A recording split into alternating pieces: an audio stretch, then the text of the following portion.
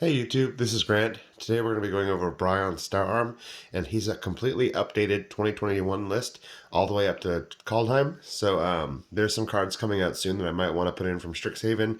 I'm not sure yet because Kaldheim came out with a saga that looks good, but I don't know what to take out. So as of right now, there's a lot of great cards that came out recently. Commander Legends was great for this set.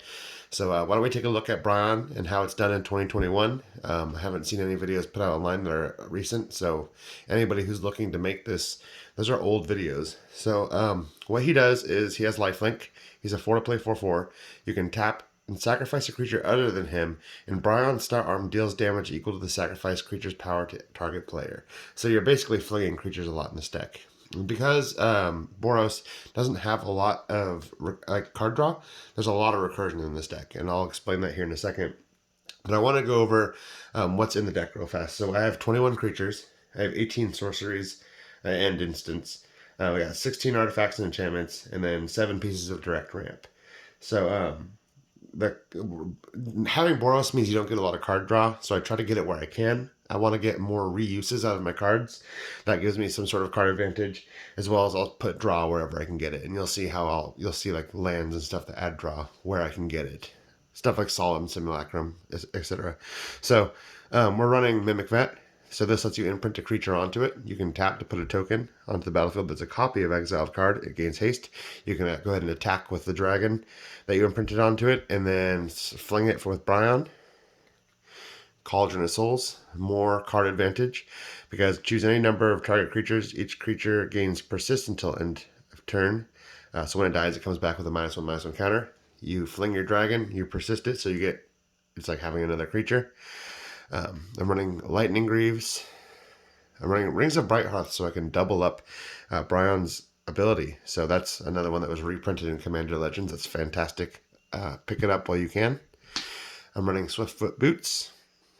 Sun Forger, so I can go ahead and unequip that and, grab one of my 18 sorceries or instants I'm running.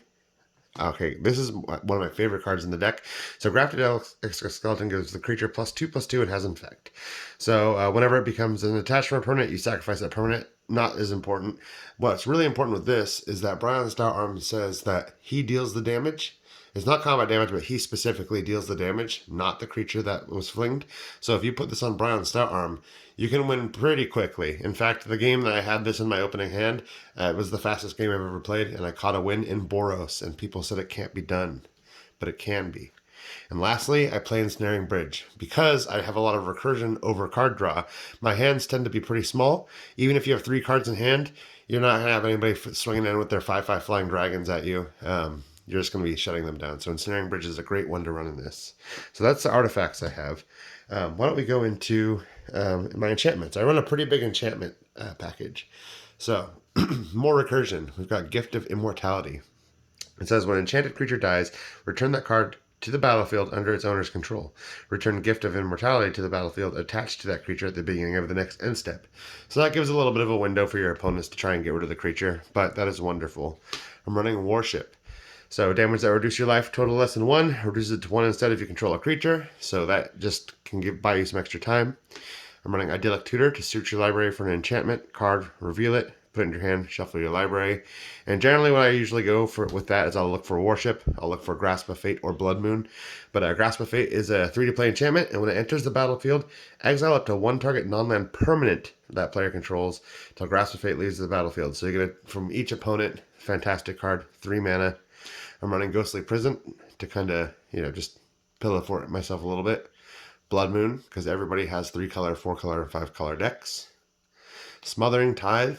Also, if I see this in my opening hand, I have a very, very, very high chance of winning that game. This is a fantastic card. And then Darksteel Mutation to get rid of problematic creatures or commanders other people have. So that just enchants their creature, and it turns it into a 0/1 indestructible. It doesn't go back to the command zone. It actually just stays a bug. So it's really annoying for your opponents. And that would be the enchantment package.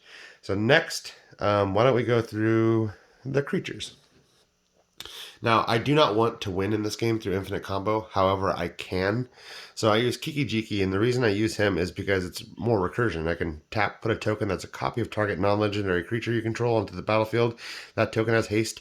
Sacrifice it at the beginning of the next end step. So I can attack with it and then fling it instead of flinging an actual creature. I can just fling the token because it's going to be sacrificed anyways, right? So I actually use him in this deck even if I didn't have the combo. And the combo is Zealous Conscripts. So it says haste. When it enters the battlefield, gain control of target permanent until end of turn. Untap that permanent, it gains haste until end of turn. So this is also something I would run in this deck even if I didn't have Kiki Jiki. And I would run Kiki Jiki even if I didn't have Zealous Conscripts. However, if I get both of these on the field, how the combo works is I can tap to put a copy of Zealous Conscripts into play. When it enters the battlefield, I gain control of Kiki Jiki and untap it to tap to put another copy, which untaps him, and I can create infinite tokens with haste of 3/3 Zealous Conscripts, and I can just swing in for infinite damage, right? So that is something that's in the deck. I don't want to win that way, but it can happen. I'm trying to fling people's creatures. You know, I don't think this deck was built to be a combo deck, and I've never gotten the combo, but it's just something that can happen, right? So I'm running Keeper of the Cord. It's a way to get a little bit of ramp. And some tokens as well, but it's just a creature to get some ramp. And this is from Commander Legends. This is from Kaldheim. This is a fantastic card from Kaldheim. I take it back. There is a really good card in Kaldheim. So if a giant source you control would deal damage to a permanent or player, it deals double that much damage. So now, if you got Grafted Exoskeleton and fling a 5/5, you just win because Calamity Barris is double damage. And you can pick this card up in foil full art for under, I think I got it for 99 cents. So it's really inexpensive and like a must-have in this deck. So thank you for Commander Legends. Thank you for Kaldheim. I'm running Anger. After I fling it, everything has haste. Sun Titan for some more recursion. Hamlet back Goliath. Whenever another creature enters the battlefield, you may put X +1/+1 counters on him, where X is that creature's power. He can quickly get up to a 15/15, so you can just attack with him and then, I guess, throw him. Torian Mauler, also, whenever an opponent casts a spell, you get to put a +1/+1 counter on Torian Mauler. Becomes a really big creature pretty fast, and for only 3 mana, that's a good way to fling out a 7/7 for 3 mana. Or just keep attacking with him, or make copies of him. You know, that's one of the things you can do, is you can imprint him, or you can make copies of him just with like your Kiki Jiki and just keep throwing him. And you attack as well, too. So Sarah Avatar. This is one of those cards where I'm running quite a few cards like this, but if you get them, you can win very fast.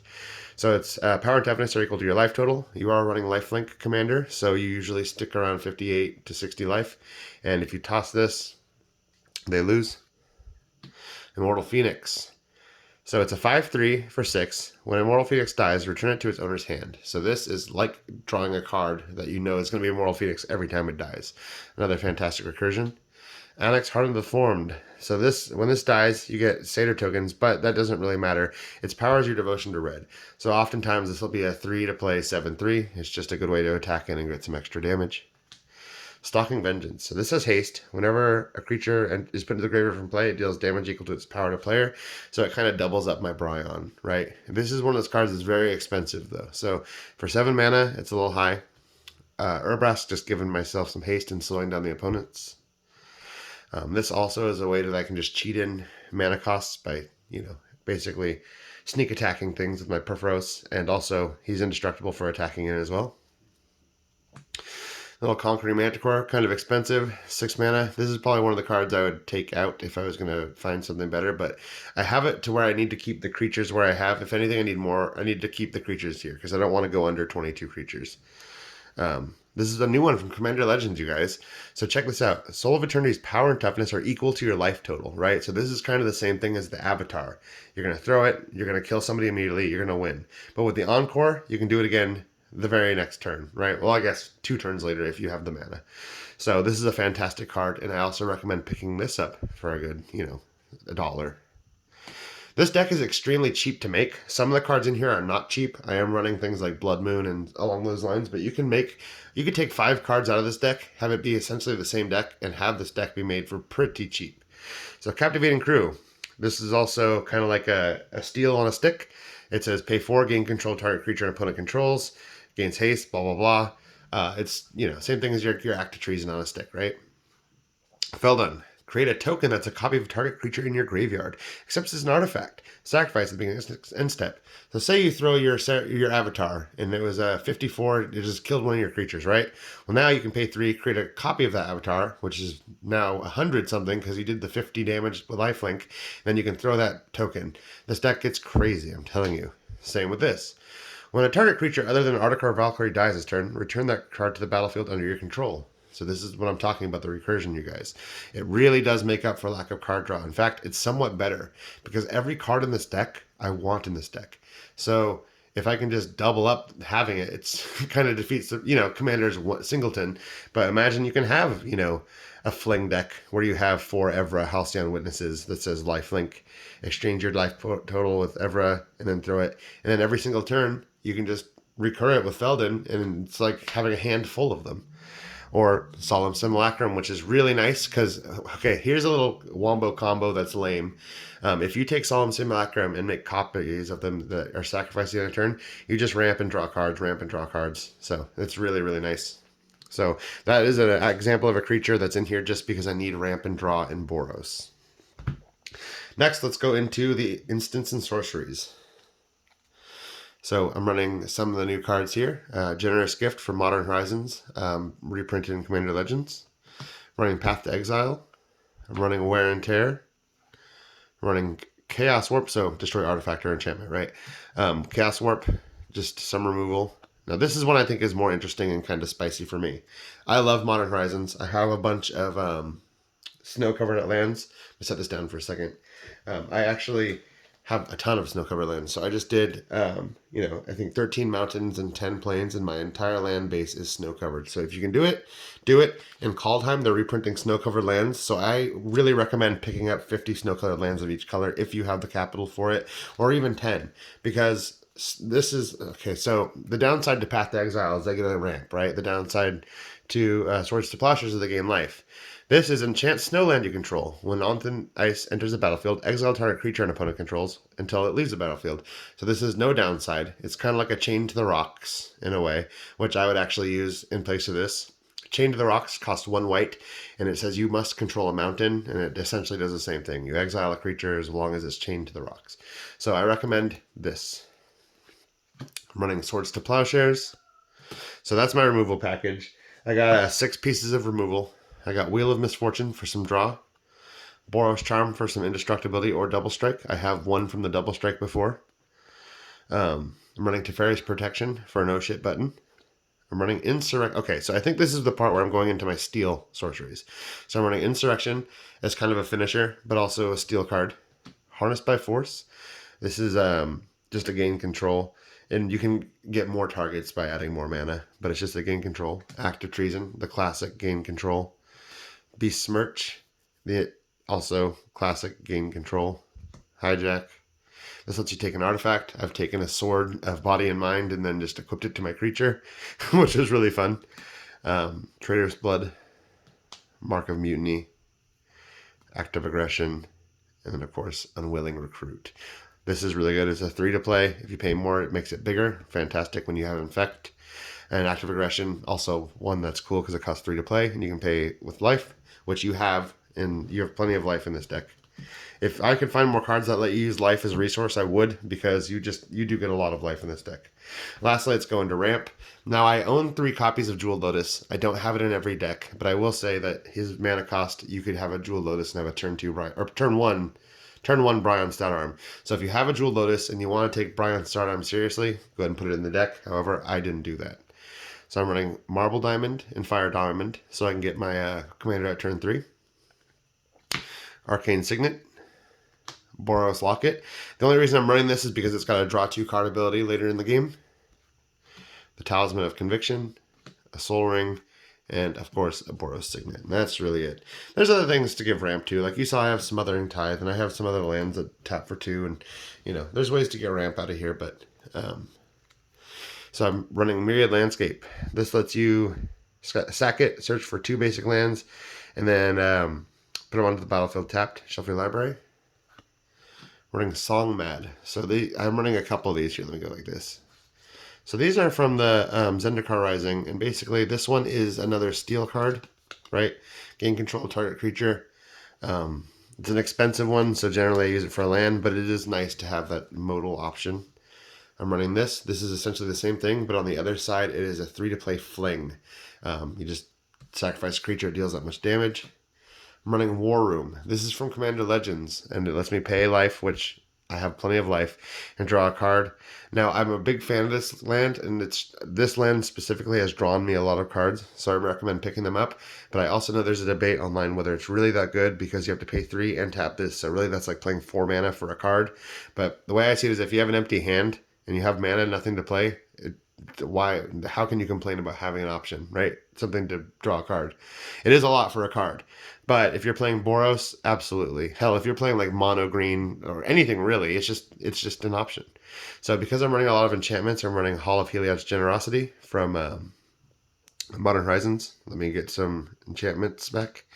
Running Temple of the False God for any ramp I can get.